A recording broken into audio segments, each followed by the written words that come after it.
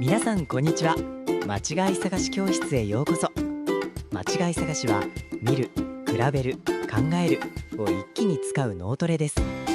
1日1分でも楽しみながら脳を若返らせましょう。ルールは簡単。このような2つの絵から3つの間違いを探してくださいね。制限時間は90秒です。今回は大人気の昭和のイラストです。最後まで見てくださいね。それでは早速今日の間違い探しです。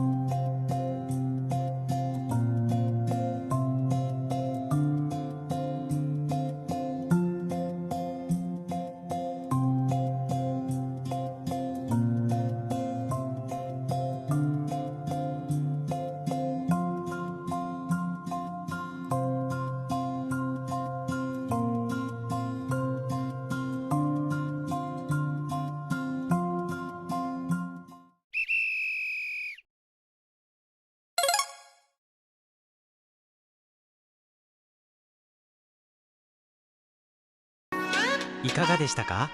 全問正解できなくても大丈夫。考えた時間の分だけ脳が若返っていますよ。昭和らしさを感じて昔を思い出していただけたでしょうか。イラストを気に入ってくれた方はぜひチャンネル登録して次回お待ちくださいね。脳トレは継続することが何より大切。